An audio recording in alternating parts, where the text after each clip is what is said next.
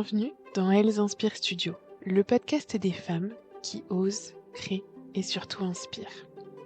On parle souvent de réussite, mais rarement d'endurance.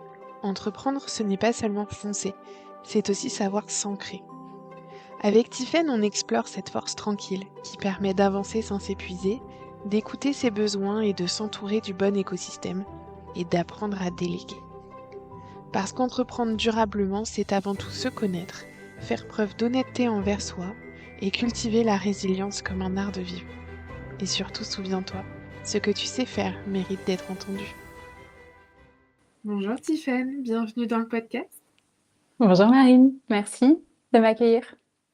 Alors, on est ensemble aujourd'hui pour évoquer des sujets à la fois un petit peu personnels, à la fois forts, mais aussi très importants pour le développement de nos compétences, pour notre vie, pour ce qu'on va en faire derrière. Mais avant qu'on rentre dans ce sujet brûlant, est-ce que tu peux nous dire qui tu es en quelques mots? Oui, avec joie. Je m'appelle Tiffaine, j'ai 31 ans. Je suis une exploratrice du vivant, je suis une amoureuse du mouvement, de la vie, une grande passionnée du voyage, de l'aventure. Je dis souvent que j'ai commencé jeune ma quête de sens, puisque dès mes 15 ans, je me suis engagée dans des projets à impact positif qui m'ont amenée à parcourir le monde, notamment le continent africain, dont je suis tombée amoureuse et sur lequel je suis installée aujourd'hui. Donc aujourd'hui, j'ai une vie entre ancrage et mouvement. Je suis installée et au Sénégal et en Afrique du Sud et je danse entre ces deux terres d'accueil. Voilà, avec tout plein d'activités qui me passionnent en lien avec la vie locale, en lien avec le surf que je pratique beaucoup, des voyages à moto. Voilà, donc vraiment une vie d'aventurière. Et en même temps, je contribue à travers mon activité professionnelle. J'accompagne des entrepreneurs et des futurs entrepreneurs qui désirent créer une activité qui soit à leur service, une activité qui soit au service du vivant en soi et autour de soi, et de leur permettre de pouvoir vraiment concilier à la fois l'impact, la prospérité économique avec une activité qui soit écologique pour soi et donc qui nous permet justement d'honorer notre besoin de temps, d'équilibre, nos valeurs et le fait de vraiment pouvoir prendre soin de soi pendant que l'on prend soin du monde. Voilà à quoi je contribue, puis ça se décline de plein de manières différentes. Voilà, des coachings individuels, un programme Entreprendre durablement qui revient prochainement, un podcast Oser l'aventure d'être soi, avec toujours cette même vision qui me caractérise, qui est de comment est-ce qu'on crée vraiment sur mesure la vie et le métier qui nous inspire profondément et qui contribue positivement au monde. Super, merci beaucoup. Je pense que pour commencer, et du coup aussi pour mieux te connaître, j'aimerais bien connaître ta définition de la résilience. Qu'est-ce que toi tu mets derrière ce mot-là? Et du coup, qu'est-ce que ça implique? J'adore ta question. Pour moi, la résilience, c'est vraiment notre capacité à s'adapter à notre environnement, à s'adapter à notre écosystème et à pousser à travers l'adversité. Tu vois, l'image qui me vient en tête, je suis en Afrique du Sud en ce moment. Il y a une région en Afrique du Sud qui s'appelle le Namakwaland. Et dans cette région, chaque année au printemps, il y a des milliers de fleurs qui poussent en plein désert. Et pour moi, c'est ça la résilience. Tu vois, c'est vraiment cette image-là. C'est quel que soit le sol dans lequel on a grandi, quelles que soient les épreuves de la vie, comment est-ce qu'on arrive à fleurir et à être une fleur parmi les autres, vraiment dans son unicité, dans son rayonnement, pouvoir réussir à exprimer ce que l'on est, ses compétences, c'est aussi ton sujet, ses dons, ses talents, quelle que soit finalement l'adversité. Ouais. Et est-ce que toi, tu as le sentiment que ta résilience personnelle, tu l'as développée par rapport à des expériences particulières? Tu en as pris conscience en le développant? Ou c'est quelque chose de plus discret que ça et tu es encore en train de travailler dessus? Mmh. Je dirais que c'est les 2. Pour moi, le premier grand jalon dans mon parcours, c'est à l'âge de 15 ans. Donc j'ai ma maman qui a fait un burn-out qui a été très violent. Ça a été une période difficile de ma vie au niveau familial, personnel. Et cette même année, je suis partie réaliser une mission d'aide au développement au Ghana avec une amie d'enfance. Et ça a été pour moi une révélation parce que ça m'a mis sur la voie de ma contribution, de créer des projets qui ont du sens et de l'impact, parce que ça m'a connectée à cette terre d'accueil et cette terre d'ancrage qui est la mienne aujourd'hui, qui est le continent africain. Et puis voilà, parce que ça m'a vraiment permis de rencontrer ma vocation qui était, encore une fois, la gestion de projet. Et donc j'ai cheminé avec ça, tu vois? Donc ça part d'un mouvement, d'un élan naturel, Ouais, et puis ça m'a amenée dans plein d'activités, voilà. J'ai travaillé dans des fondations d'entreprise, j'ai eu un parcours, on va dire, à la croisée des mondes, de l'entreprise et de l'associatif avant de me lancer dans l'entrepreneuriat. Mais ouais, au moment de me lancer dans l'entrepreneuriat, j'ai réalisé que j'avais plein de peurs et plein de freins qui c'est m'empêchaient ça. d'oser me lancer dans mon activité. Je me sentais pas légitime, j'avais plein de peurs, j'avais peur d'être visible. Alors qu'aujourd'hui, j'ai un podcast, tu vois, j'aurais jamais imaginé ça. Je suis en train d'écrire un livre sur l'entrepreneuriat durable, j'aurais jamais osé imaginer ça. Et donc, j'ai aussi réalisé que j'avais plein de peurs. Et à un moment Mmh. donné, j'ai décidé d'apprendre non pas à ne plus avoir peur, mais à faire grandir mon courage, à faire grandir ma résilience, à faire grandir mon ancrage, à Mmh. grandir dans ma capacité à réguler mon système nerveux. Tu vois, tous ces éléments qui permettent finalement d'être un plus grand contenant, d'être en capacité de contenir plus. Et donc voilà, c'est à la fois s'autoriser à suivre des élans naturels et en même temps avoir conscience que par moment, on est notre propre limite et donc comment est-ce que je vais, stretcher et venir étirer, même ce qui me fait peur, en réalité. Ouais, c'est intéressant parce que du coup, finalement, tu mets beaucoup de compétences différentes derrière la résilience, plus que je pense beaucoup de monde ne l'imagine même. Parce qu'on a déjà souvent du mal à voir la résilience comme une compétence. On a déjà du mal souvent à voir comment transformer une situation qui nous apparaît à prime abord comme négative, comme finalement quelque chose de constructif. Donc sans aller jusqu'à dire que c'est positif, mais au moins quelque chose qui nous a construit, qui nous a permis de nous développer. Et toi, tu mets encore plus de compétences derrière tout ça. Oui, et encore, il y en a une que j'ai pas citée qui me paraît être une évidence et que je répète souvent aux femmes que j'accompagne dans l'entrepreneuriat, c'est que pour moi, l'une des plus grandes compétences qu'on peut développer en tant qu'entrepreneur, et pas que, mais surtout quand on est entrepreneur, c'est notre capacité à s'entourer.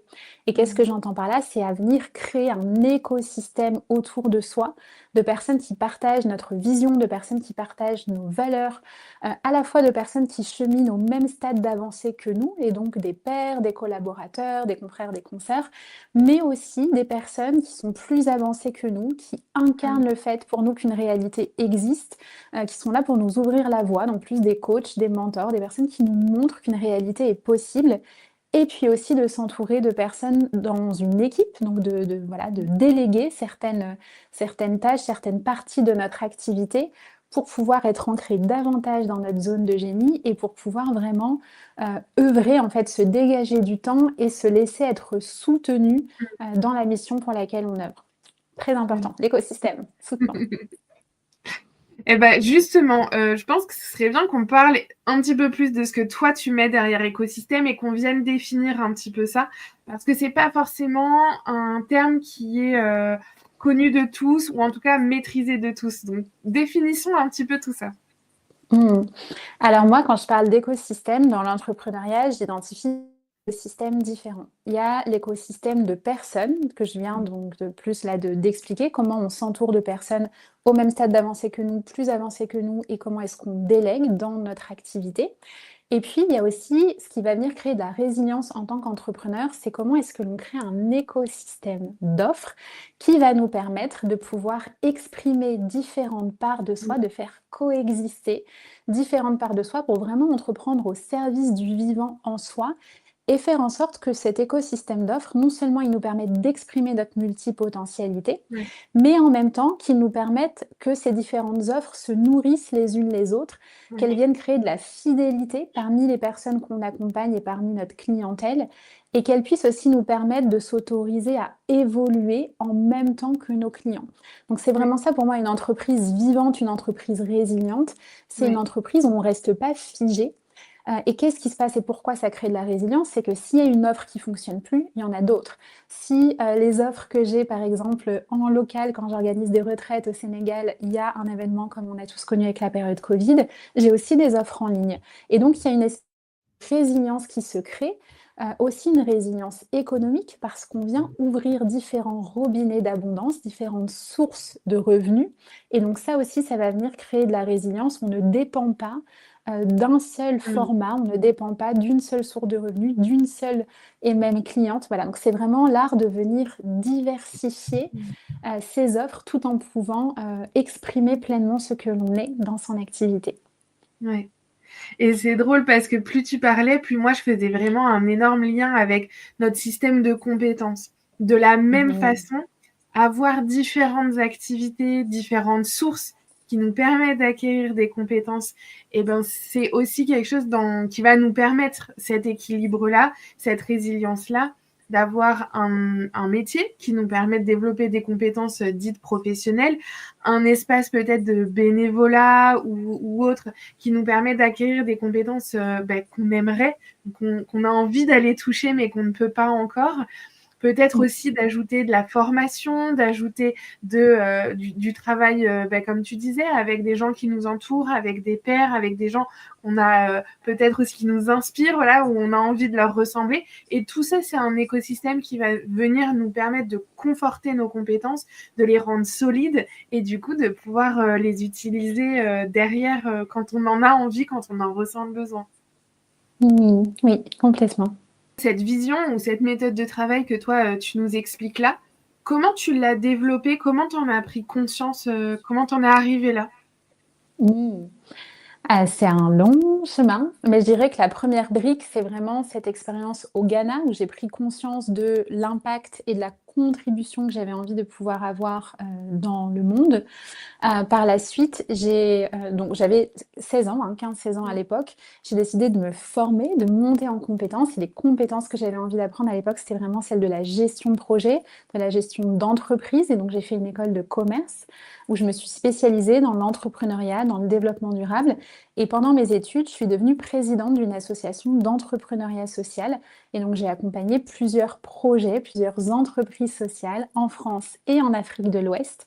Et ça a été une grande découverte pour moi, cette expérience, parce que ce que j'ai réalisé, c'est qu'en fait, j'étais tellement passionnée.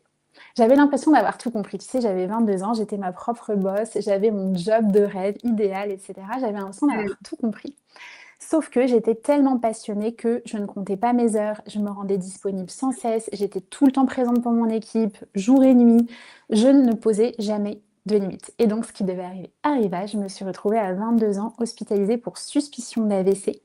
Et là, ça a été une énorme claque pour moi parce que j'ai réalisé qu'on peut aussi faire un burn-out d'une activité qu'on aime bien, d'une activité qu'on sait, d'une activité qui respecte nos valeurs, qui a une vision, mais dans laquelle on va finir par s'oublier soi. Ouais. Et donc ça a amené une énorme prise de conscience et un bloc fondamental aujourd'hui dans mon approche, qui est le bloc de l'écologie personnelle et de comment est-ce que je prends soin de nourrir le vivant en moi et de préserver mon temps et mon énergie pendant que je prends soin des autres pour pouvoir le faire de façon durable. Et le troisième élément dans mon approche, ça a été quand j'ai commencé à travailler en fondation d'entreprise. On m'a proposé des postes qui étaient des postes à haute responsabilité à la Défense et puis par la suite en Afrique de l'Ouest et en Afrique du Nord. Et on m'a proposé une rémunération qui était ras des pâquerettes. Et moi, je m'étais endettée pour financer mes études. J'avais des compétences qui étaient solides et j'étais consciente de la valeur de mes compétences.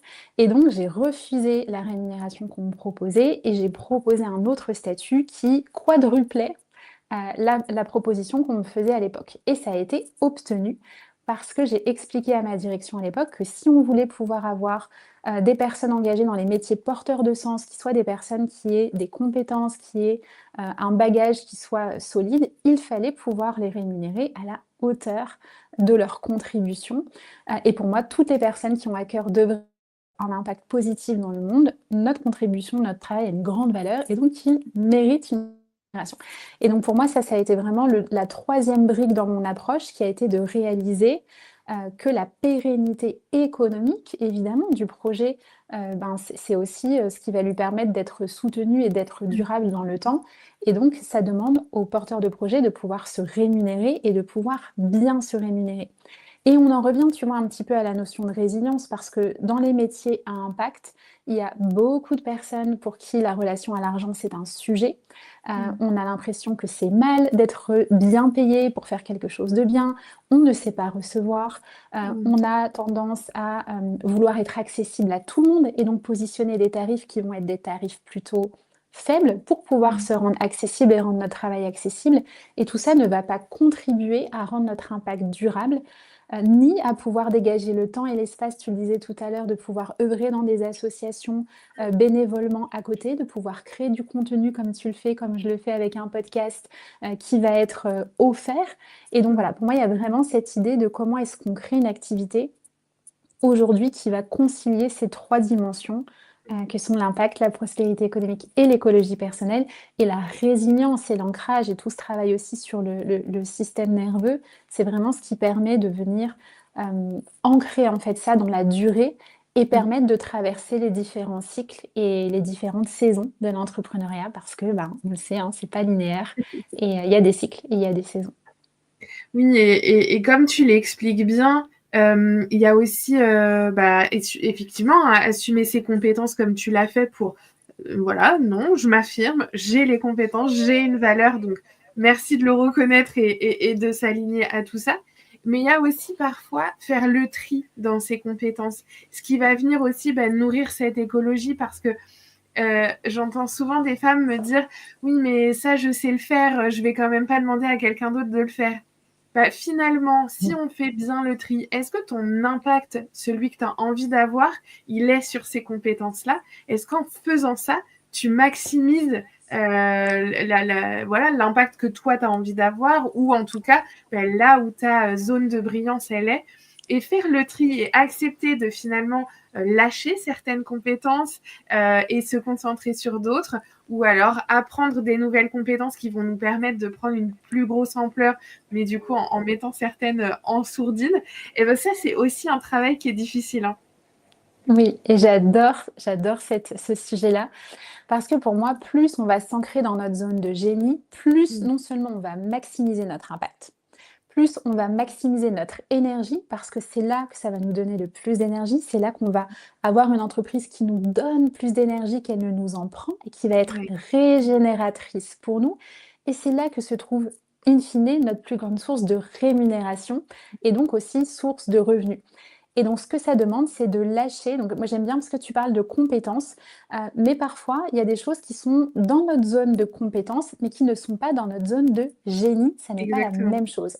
Et ce n'est pas parce que je suis capable de le faire. Tu vois, par exemple, aujourd'hui, la gestion de projet, ça a été mon domaine pendant des années. Monter des rapports, obtenir des subventions, tout ça, ça fait partie de ma zone de compétence. Ça ne fait plus partie de ma zone de génie. Et donc, même aujourd'hui encore, quand parfois je suis au Sénégal, typiquement, et je contribue même parfois bénévolement, tu vois, sur des actions où je vais accompagner des leaders, des présidentes d'associations, etc. Je ne vais plus les accompagner sur cette partie-là. J'ai déjà fait, c'est plus ce qui me nourrit, mais je Mm. vais les accompagner sur la posture, sur le leadership, je vais les accompagner sur la résilience, je vais les accompagner sur comment prendre soin de son écologie personnelle pour pouvoir être dans un leadership qui est plus conscient, qui est plus durable. Et là, je vais être dans ma zone de génie. Là, ça Mm. va me même si tu vois, même si c'est bénévole et que je le fais sans, rémunération financière, par exemple, à cet endroit-là, ça va me nourrir et ça va m'apporter. Et comment est-ce qu'on sait qu'on est dans notre zone de génie? On n'est pas drainé à la fin. Mm. Il y a des choses qu'on sait faire, mais c'est plus à nous de les faire. Et le fait de s'autoriser, tu vois aussi, à avoir dans notre équipe, moi par exemple, je délègue l'intégralité du podcast dans mon activité, ça permet d'avoir quelqu'un, de recruter quelqu'un qui va être dans sa zone de génie. Il y a Exactement. des gens qui aiment ça, il y a des gens qui aiment monter les épisodes de podcast. Merveilleux. Il y a des gens qui aiment l'administratif, il y a des gens qui aiment faire la comptabilité, il y a vraiment des gens qui aiment ça Mm. et qui sont dans leur zone de génie à cet endroit-là, dans ce côté structure, dans ce côté génial. Et donc le fait que moi, je leur permette de leur offrir un espace de travail et de collaboration, ça leur permet d'être dans leur zone de génie, ça me permet d'être dans la mienne. Et c'est là où on crée ce que moi j'appelle aussi de la valeur partagée parce qu'on contribue à nourrir justement tout un écosystème du fait qu'on s'autorise à recevoir du soutien. Exactement. Moi, je dis souvent que quand nous, on se trouve dans notre zone de brillance, on permet aux autres de briller avec nous. Parce que du coup, comme tu le dis, on se retrouve à chacun être dans sa zone de brillance. Et forcément, le projet qui en ressort brille d'autant plus. Parce que si tu t'es forcé à faire quelque chose, finalement, ça a éteint un petit morceau. On sent Oui, bien que ta passion, elle est pas là. On sent bien que ton énergie est pas là. Alors que si oui. t'as décuplé l'énergie et la passion, ça fait d'autant plus briller le projet final. Oui. Et quelque chose que ça me donne envie de rajouter, c'est que souvent dans nos compétences, il y a nos compétences qui sont acquises, qu'on a développées à travers nos études, à travers nos expériences professionnelles. Et souvent, notre zone de génie, c'est un peu tricky parce que ça va être plutôt nos aptitudes naturelles, ce qui est Mmh. fluide, ce qui est facile pour nous, ce qui est parfois tellement évident qu'on en oublie que c'est une vraie compétence, que pour certaines personnes, c'est difficile d'arriver à le faire avec autant de facilité, une facilité presque déconcertante. Et donc justement, non seulement on a du mal à l'identifier, et on a aussi du mal à mettre de la valeur dessus. Je vais quand même pas être payée pour faire quelque chose qui est aussi facile pour moi. Et donc tu vois, c'est tout ça qui est important de venir détricoter, pour vraiment pouvoir créer une activité qui est au service du vivant en soi et qui va honorer à la fois nos compétences, mais aussi nos dons, nos talents et nos aptitudes naturelles. Et ouais, et c'est fou de se dire que c'est grâce à notre résilience, qui est une compétence, je le répète, tellement sous-estimée, qu'on peut arriver à mettre en place cet environnement, cet écosystème, pour reprendre ton mot, qui nous permet d'être bien, en fait. Oui, 100 parce que souvent dans l'entrepreneuriat, comme dans beaucoup d'activités, tu sais, on veut plus. Et Mm. donc on veut plus de clients, on veut plus de chiffre d'affaires, on veut plus d'abonnés sur les réseaux sociaux, mais parfois on n'a pas grandi dans notre capacité à contenir plus. On n'a Mm. pas grandi dans notre capacité à poser des limites avec des clients. On n'a pas grandi dans notre capacité à gérer ce chiffre d'affaires, à être un meilleur gestionnaire. On n'est pas monté en compétence Mm. à cet endroit-là. On n'a pas grandi dans notre capacité, aussi quelque part à accueillir des critiques qui peuvent aller avec un certain niveau de visibilité. Et donc ce que ça va nous demander aussi vraiment pour pouvoir s'expanser et se déployer, c'est de grandir, c'est de devenir un plus Mm. grand contenant. Moi j'aime bien dire souvent que notre vie est aux dimensions de ce que l'on peut contenir et donc ça nous demande vraiment de travailler encore une fois, hein, sur son ancrage, sur son système nerveux, comment est-ce que je peux me sentir en sécurité avec la situation que je suis en train de vivre. Et un bon contenant, c'est aussi un contenant qui sait poser des limites. Sinon, sinon en fait, il y a pas de contenant. C'est comme l'eau, si elle est dans un verre, ou dans un vase, elle est contenue et puis, ben, voilà, sinon elle est flottante, elle s'évapore, elle se liquéfie et donc on a besoin pour ça d'apprendre à poser des limites. Mm. C'est un vrai apprentissage, hein, c'est pas facile avec des clients, avec des gens qu'on aime, savoir dire non. De savoir dire non déjà à des projets qui ne nous correspondent pas, mais ensuite de savoir dire non à des projets qui nous correspondent, qui contribuent, qui sont dans la vision de nos valeurs, voilà, mais qui vont pas forcément être alignés avec nos priorités ou avec notre énergie du moment. Et Mm. donc voilà, tout ça, c'est ce qui va nous permettre aussi, de renforcer, tu vois, cette confiance en soi. Parce que la résilience, quelque part, c'est aussi savoir que quoi qu'il arrive, je saurai me faire traverser. Quoi Mm. qu'il arrive, je peux être à la fois la personne qui est challengée et celle qui se fait traverser le challenge avec grâce, avec confiance, vraiment, tu vois, avec courage aussi. Et donc, c'est vraiment des qualités d'être. Tu vois, on parle de compétences, mais moi, je parle souvent dans mon activité de qualité d'être qu'on a besoin de faire grandir. Et finalement, nos résultats, notre chiffre d'affaires, ça va être la conséquence naturelle de la personne que l'on devient en chemin et du degré aussi d'épanouissement que l'on vit dans notre activité. Bah, c'est vraiment la parfaite conclusion à notre épisode, de se dire qu'on peut toujours faire mieux, toujours améliorer, sans pression, juste en se disant que on va travailler sa compétence et avancer petit à petit. Avant de se quitter, il nous reste une petite chose, c'est écouter ton challenge qu'on va devoir relever. Alors, mon challenge pour apprendre à devenir un plus grand contenant, pour stretcher sa capacité à contenir plus, sa capacité à être confortable dans l'inconfortable, ça va être de choisir une chose qui vous fait envie et peur à la fois et décider de relever le challenge. Ça peut être oser lancer cette nouvelle offre qui est dans les tiroirs, ça peut être oser recontacter ce collaborateur, ce client, ce prospect, ça peut être oser positionner son nouveau tarif et proposer pour la première fois son nouveau tarif. Voilà, quoi que ce soit qui nous fait envie et peur, pour moi, c'est Et vraiment ça le peut signe. être, du coup, oser Mhm. contacter pour passer dans le podcast. Si on a quelque chose Oser à te dire, si contacter. on écoute le podcast depuis longtemps, c'est le moment. Le challenge de Tiffen, c'est vraiment le moment, là. Exactement, quelqu'un qui se dit: «Ah, j'aimerais beaucoup pouvoir oser, porter ma voix, j'ai un message à faire passer, j'ai une contribution à apporter». Ben, voilà, comment est-ce que je peux me proposer de, voilà, franchir ce pas? Et si Ouais. ça nous fait envie et peur à la fois, et j'aimerais terminer là-dessus, c'est vraiment le signe qu'il y a de la magie pour nous, derrière ce qui nous attend. Notre âme est appelée à cet endroit-là, il y a une qualité d'être qui aspire à être déployée. Il y a des bénéficiaires, il y a des clients qui seront impactés dans le futur de par le fait que nous, on ait osé se mettre en mouvement. Et donc, c'est le moment d'y aller. Et la résilience, c'est aussi accepter, tu vois, de pas être parfait et donc se dire: «Comment est-ce qu'au lieu de viser la perfection, je peux viser la progression?» Et à chaque fois, je vais grandir, en fait, en même temps que cette compétence-là. Merci beaucoup, Tiffen, d'avoir partagé ta vision de la résilience avec moi. Et j'espère à bientôt. À très bientôt. Tu viens d'écouter Elles Inspirent Studio, le podcast des femmes qui osent, créent et surtout inspirent. Et si tu es encore là, c'est peut-être qu'une petite étincelle s'est allumée. Alors faisons-nous un cadeau, partage cet épisode avec une amie, une sœur, une collègue, une femme qui elle aussi a besoin d'entendre que sa voix compte. Abonne-toi, laisse un commentaire, un cœur, parce que c'est comme ça qu'on fait circuler l'audace. Et quand tu auras relevé le petit défi proposé dans cet épisode, viens me le dire, je veux savoir ce que ça a réveillé chez toi. Ta voix compte et tes compétences sont déjà en train de rayonner.